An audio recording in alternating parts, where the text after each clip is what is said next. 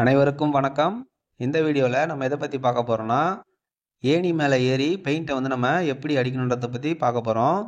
அதுக்கு நம்ம ஃபஸ்ட்டு என்ன பண்ணணும்னா, ஒரு 4 லிட்டர் காலி டப்பாவில் நம்ம அடிக்கக்கூடிய பெயிண்ட்டை வந்து பாதி அளவு ஊற்றிக்கணும். ஊற்றிக்கிட்டு பெயிண்ட் அடிக்கிறதுக்கு வந்து ஒரு 4 இன்ச்சு ப்ரெஷ்ஷை ஒன்று எடுத்துக்கலாம்.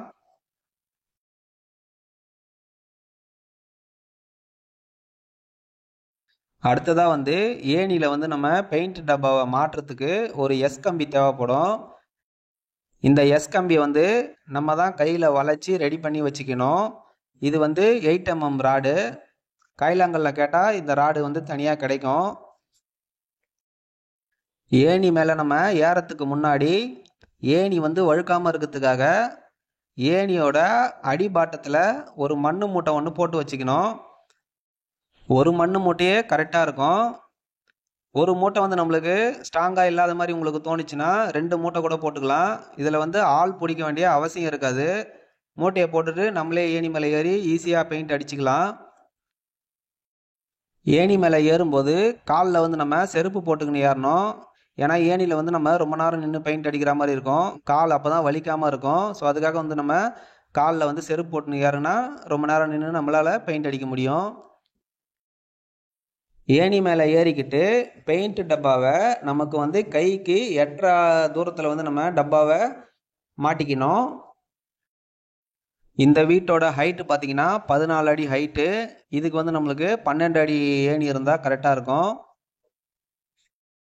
ஏணி மேலே நம்ம நின்றுக்கிட்டு பெயிண்ட் அடிக்கும்போது ரொம்ப எக்கி அடிக்கக்கூடாது. ஏணி மேலே நின்றுக்கிட்டு கை எவ்வளோ அளவுக்கு நம்மளுக்கு எட்டுதோ அந்த அளவுக்கு நம்ம அடித்தா போதும். நம்ம வந்து ரொம்ப ரைட் ஹேண்ட் சைடில் எக்கி அடிக்கிறது, லெஃப்ட் ஹேண்ட் சைடில் ரொம்ப எக்கி அடிக்கிறதுலாம் அந்த மாதிரிலாம் அடிக்கக்கூடாது. ஏணி வந்து சறுக்கிக்கிட்டு வர வாய்ப்பு இருக்கும். ஸோ அதனால் வந்து நம்மளை ஏணி மேலே நின்று பெயிண்ட் அடித்தோம்னா நம்மளுக்கு எவ்வளோ அளவுக்கு கை எட்டுதோ அந்த அளவுக்கு அடித்தா போதும். அடுத்ததாக வந்து நம்ம இறங்கிட்டு ஏணியை வந்து மாற்றி போட்டுக்கிட்டு அந்த ஏரியாவை நம்ம பெயிண்ட் அடிச்சுக்கலாம். ஏணியில் பெயிண்ட் அடித்தாலும் வேலை கொஞ்சம் சீக்கிரமாகவே முடியும். ஓடுக்கு நம்ம அடிக்கிற கலர் வந்து பார்த்திங்கன்னா தரக்கோட்டா கலரு. இது வந்து நம்ம எந்த பிராண்டில் அடிக்கிறோம்னா ஏஷியன் கம்பெனியில் வர அல்டிமா ப்ரொடெக்ட் பிராண்டில் அடிக்கிறோம். எப்போவுமே வந்து நம்ம வீட்டுக்கு வெளிப்புறம் டார்க் கலர் அடிக்கிறோம்னா ஃபஸ்ட் குவாலிட்டி மெட்டீரியல் அடிக்கணும். ஃபஸ்ட் குவாலிட்டி மெட்டீரியல் அடித்தா தான் கலர் வந்து ஸ்பேட் ஆகாமல் இருக்கும். தேர்டு குவாலிட்டி மெட்டீரியலில் நம்ம டார்க் கலர் அடிச்சிட்டோம்னா ஒரு வருஷத்துல வந்து வெளுத்துடும். ஓடுக்கு ஒரு கோடு பெயிண்ட் அடித்து முடிச்சதுக்கப்புறம் இது காயறதுக்கு வந்து 1 மணி நேரம் ஆகும். 1 மணி நேரம் கழித்து நம்ம வந்து செகண்ட் கோட்டிங் கொடுக்கணும். கம்பல்சரி வந்து நம்ம ஓடுக்கு 2 கோட்டை அடித்து தான் ஆகணும்.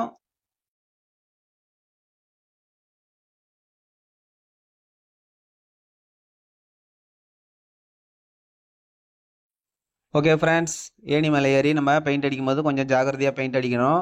ஸோ இந்த வீடியோவை நீங்கள் கடைசி வரைக்கும் பார்த்ததுக்கு ரொம்ப ரொம்ப நன்றி. இதே மாதிரி நம்ம வேறு ஒரு வீடியோவில் பார்க்கலாம். ஸோ அது வரைக்கும் தேங்க்யூ, டாட்டா, பாய் பாய்.